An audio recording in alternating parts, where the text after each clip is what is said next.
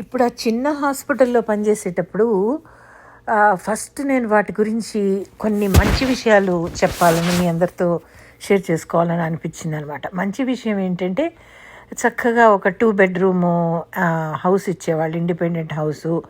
డూప్లెక్స్‌లు అట్లాంటివేం లేవు. పెద్ద పెరడుండేది ఫ్రంటు, బ్యాకు. కానీ బాత్రూమ్ ఒకటే. కానీ అప్పుడు పెళ్ళయ్యి చిన్న ఫ్యామిలీ ఉన్నప్పుడు పెద్ద 1 బాత్రూము, అది 2 బాత్రూమ్ అప్పుడు కూడా అవి పట్టింపులు ఉండేవి కాదు. తర్వాత దొడ్లో కూడా పెరడు ఉండేది. తర్వాత ఏమో కాంపౌండ్ వాళ్ళు ఉండేది దొడ్లో, దానికో తలుపు. తర్వాత ఏమో దొడ్లో ఒక గ్రిల్ వేసిన షెడ్ ఉండేది. ఆ షెడ్లో మన ఎక్స్ట్రా సామాన్లు అవి ఉంటే, పాత సామాను, ఆ తర్వాత స్టోరేజ్ సామాను ఉంటే అందులో పెట్టుకోవచ్చు. ఫ్రంట్లో అంతా కాంపౌండ్ వాల్ బాగుండేది. సైడ్లోనేమో పక్క ఇంటితో కంచె లాంటిది ఉండేది. బ్యాక్ మాత్రం కంచె ఉండేది కాదు.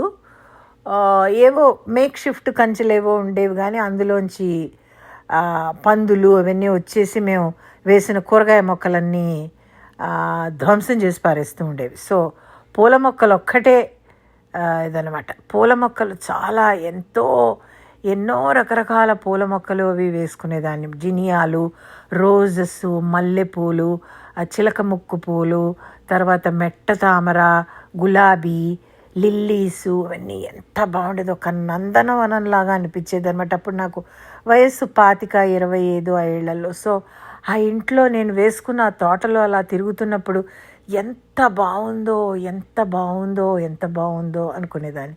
ఫ్రంట్లో ఏం చేశానంటే ఒక స్మాల్ ప్యాచ్లో నేను లాన్ వేశాను. లాన్ అంటే వేరే మట్టి బయట నుంచి తోలించి దానిలో గడ్డి విత్తనాలు అవన్నీ వేస్తే గడ్డి పెరిగింది. బయట లాన్లో కుర్చీలు వేసుకుని కూర్చునేవాళ్ళం. పక్కనే పొడుగాటి యూకలిప్టస్ చెట్లు ఉండేవి. అది ఆ ఆఫీస్ వాళ్ళే, కంపెనీ వాళ్ళే ఎవరో నాటారు. అవి సాయంత్రం అయ్యేసరికి గలగలా చక్కగా గాలి వేస్తూ ఎంతో అందంగా ఉండేది. తర్వాత మా ఊరు చుట్టుపక్కల కూడా కొండలు, చిన్న కొండలు, ఎత్తులు, తర్వాత చిన్న కాలవలు. కాలవ అంటే ఇదనమాట, అంటే స్ప్రింగ్స్ అంటారు కదా, అంటే ఎక్కడి నుంచో మౌంటైన్లో ఎక్కడనో పుట్టిన వర్షానికి నీళ్లు వచ్చి కొలనులు, చిన్న మంచినీటి కాలువలు, పెద్ద చెట్లున్న అడవులు, చాలా సినిక్గా ఉండేదన్నమాట. చాలా బాగుండేది. మా ఇంటి పక్కన ఒక చిన్న బ్రిడ్జ్ ఉండేది. ఆ బ్రిడ్జ్ కింద నుంచి రైలు వెళ్తూ ఉండేది, గూడ్స్ రైలు అనమాట. అన్ని సరుకులు అటు ఇటు తీసుకెళ్తూ ఉండేది. తర్వాత చుట్టుపక్కల అందరూ డాక్టర్లే ఉండేవాళ్ళు. డాక్టర్స్ కాలనీ అందరూ కూడా మా ఏజ్ వాళ్ళే కాబట్టి అందరూ యంగ్ ఫ్యామిలీసు, చిన్న పిల్లలు ఉన్నవాళ్ళు. చాలా ఎక్కువ ఫ్రెండ్లీనెస్. ఆ ఏజ్లో కలుద్దాం, అందరితో మాట్లాడదాం, అందరితో కలిసి భోజనం చేద్దాం, అట్లా ఉండేది. కొంతమంది 2-3 ఫ్యామిలీస్ మాత్రం మాతో క్లోజ్గా ఉండేవాళ్ళు. మిగిలిన వాళ్ళందరూ ఒక మాదిరి ఏదో హలో అంటే హలో అని అన్నట్టు ఉండేవాళ్ళు. బట్ బాగుండేది. అందరికీ ఒక్కొక్క స్కూటర్ చొప్పున ఉండేది. కారు అనేది చాలా రేరు. మా సూపరింటెండెంట్కి మాత్రం కారు ఉండేది. అది ఆయన కారులో అప్పుడప్పుడు వస్తుండేవాడు. ఇంకా పెద్ద CEO ఉండేవాళ్ళు, ఆయనకి కూడా ఒక కారు ఉండేది. అది కాకుండా వేరే అఫీషియల్స్, హై ర్యాంకింగ్ అఫీషియల్స్ ఎవరో ఉంటారు ఆఫీసులో, వాళ్ళకు ఉండేవి. కానీ మా అందరికీ స్కూటర్లే. అప్పుడు బజాజ్ స్కూటర్ అంటే చాలా కంఫర్ట్ అనమాట. కూర్చోటానికి మంచి కంఫర్టబుల్ కుషన్ సీట్స్ అవి వచ్చి చాలా బాగుండేవి. తర్వాత ఇంకా అడ్వాంటేజ్ ఏంటంటే ఫ్రీగా పెట్రోల్ ఇచ్చేది మా ఆఫీసు. పెట్రోల్ ఫ్రీగా ఇచ్చేది. అక్కడికి వెళ్ళి మనం డాక్టరు అని చెప్పాలా, లేకపోతే వాడికే తెలిసేదో ఏదో గుర్తులేదు, వాడు ఫ్రీగా పెట్రోల్ పోసేసేవాడు. అలాగే ఎలక్ట్రిసిటీ కూడా ఫ్రీ. అసలు ఎలక్ట్రిక్ బిల్ అనేదే లేదు. తర్వాత వాటరు అసలు 24 గంటలు అలా అమృతవాహినిలాగా అట్లా వాటర్ వస్తూనే ఉండేది పంపుల్లో. అందుకనే చక్కగా చిన్న పూల తోటలు పెంచుకోవటం అలాంటివన్నీ చేసుకునేవాళ్ళం అనమాట. వర్షాకాలంలో కొంచెం వేడిగా ఉంటుంది కదా, అప్పుడు కొంతమంది ఏం చేసేవాళ్ళంటే రూఫ్ మీద వట్టివేళ్ళు పరిచేవన్నమాట. వట్టివేళ్ళు అంటే అవేవో వేళ్ళు ఉంటాయి, వాటిని తడిపితే దాని తాలూకు చల్లదనం చల్లగా ఎయిర్ కూలింగ్ లాగా ఉంటుందని చెప్పేసి. సో పైన రూఫ్ మీద వట్టివేళ్ళ పరిచి దాని మీద చిన్న వాటర్ డ్రిప్పింగ్, వాటర్ అలా పడేటట్టు అలా పెట్టుకునేవాళ్ళు కొంతమంది ప్రివిలేజ్డ్ ఆఫీసర్స్ అనమాట. మేము మామూలుగా ఫ్యాన్లు అవి సరిపోయేవనుకో మాకు. దొడ్లోనేమో అరటి చెట్లు ఉండేవి, అవి పెద్దగా కాసేవి అవి ఏమీ కాదు, బట్ ఏవో నామకే వస్తే అలా ఉండేవి. వారానికి ఒక సినిమాకి వెళ్ళిపోతూ ఉండేవాళ్ళం. మంచి మంచి సినిమాలు ఏవో మరీ కొత్త రిలీజ్ వచ్చేవి కాదు, అది చిన్న టౌన్ కాబట్టి. సెకండ్ రిలీజో కొంతకాలం చూసిన తర్వాత ఒక 1 month అయ్యాక అట్లా వస్తూ ఉండేవి. ప్రతిరోజు సాయంత్రం ఆసుపత్రి నుంచి వచ్చిన తర్వాత మా ఇంట్లో ఒక హెల్పర్ అబ్బాయి ఉండేవాడు. ఆ అబ్బాయి పూరీలో ఏదో చేసేవాడు. ఎస్పెషల్లీ శుక్రవారమో ఎప్పుడో ఆ పూరీలు తీసుకుని పూరీ కూర ప్యాక్ చేసుకుని నేను, మా ఆయన, మా చిన్న బాబు ఉంటే వాడితో పాటు వెళ్ళి సినిమా చూసేవాళ్ళం అనమాట. శోభన్ బాబు, విజయశాంతి, చిరంజీవి వీళ్ళ సినిమాలన్నీ ఎప్పుడు వస్తూ ఉండేవి.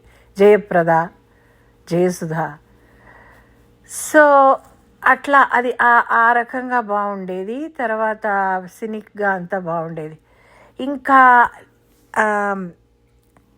నెగిటివ్ థింగ్స్ ఏంటంటే, దొడ్లో కూరగాయల మొక్కలు పెంచుకోవాలంటే దొడ్లోంచి ఎంత పకడ్బందీగా కంచె వేసినా సరే పందులు వచ్చేసి వాటిని పీకేసి చిన్న వేరుశనగ వేసాను, అవి భూమిలోంచి తవ్వి ఆ వేరుశనగల్ని కసా నవ్వులుకుంటూ తినేసి డిస్టర్బ్ చేసేసేవన్నమాట. ఎన్నిసార్లు కంచె వేస్తాం అని చెప్పేసి వారానికి ఒక సంత ఉండేదన్నమాట. సంతలో రకరకాల కూరలు అన్నీ అమ్మేవాళ్ళు. అప్పుడు ఆ చుట్టుపక్కల పల్లెటూరు ఉన్నవాళ్ళు కంచె వేస్తాం అనేవాళ్ళు. అంటే వాళ్ళ దగ్గర స్కిల్స్ ఉండేవన్నమాట. గబగబా 4 కట్టిపుల్లలు తెచ్చి అదేంటి ఆకులు అలములు పెట్టి వాటిని గట్టిగా కట్టేసి ఒక బ్యారియర్ పెట్టేసేవాడు అనమాట. చాలా బాగుంది కంచె. వితిన్ 1 week పందులు వచ్చేసి అవన్నీ చేసేసి డిస్ట్రాయ్ చేసేవి. సో అంత వేసే ధైర్యం లేదనమాట. ఇంకా వీటిల్లో నేను ఇంకొక మోస్ట్ అదర్ థింగ్ ఏంటంటే, మాకు ఏడాదికి ఒకసారి ఫ్యామిలీ అంతా కలిసి ఫస్ట్ క్లాస్లో వెళ్ళి మాకు ఇష్టమైన ప్లేస్కి టూరిజం లాగా వెళ్ళటానికి మాకు ఫస్ట్ క్లాస్ టికెట్లు ఇచ్చేవాళ్ళు. అది చాలా ప్రివిలేజ్. కానీ నేను చెప్పేది వినండి, ఆ టైంలో అసలు ఎక్కడికన్నా విహారయాత్రకి వెళ్ళటం అనేది అసలు నేను ఎరగం. ఎప్పుడు చూసినా మన ఇంట్లో ఉందాం, అక్కడికి వెళ్ళేది ఇక్కడికి వెళ్ళి అసలు అలా కదలటం, అలా ఊరు బయటకి ఎక్కడికో వెళ్ళి అట్లా యాత్రలు చేయటం అనేది అసలు అన్నోన్ అనమాట. నా చిన్నప్పుడు లేదు, పెద్ద అయ్యాక లేదు. ఎవరు మా తోటి వాళ్ళు కూడా వెళ్ళేవాళ్ళు కాదు. ఏసీ ఫస్ట్ క్లాస్ టికెట్ ఉంది అనేవాళ్ళు, కానీ ఎప్పుడూ వెళ్ళలేదు. కానీ ఇంకో అడ్వాంటేజ్ కూడా ఉండేది. ఇయర్ ఎండింగ్లో కనుక సెలవులో వెళ్ళలేకపోతే ఆ డబ్బులు క్యాష్ చేసుకుని మనకి డబ్బులు ఇచ్చేస్తారనమాట. అది ఇంకొక ఇది. తర్వాత అప్పుడప్పుడు దీపావళికి అట్లాంటి టైంకి బోనస్లు ఇచ్చేవాళ్ళు కంపెనీకి ఏదన్నా లాభాలు వస్తే. సో ఇవన్నీ అడ్వాంటేజ్లు అనమాట. తర్వాత అందులో ఉన్నటువంటి కష్టాలని తర్వాత నెక్స్ట్ సంచికలో చెప్పుకుందాం.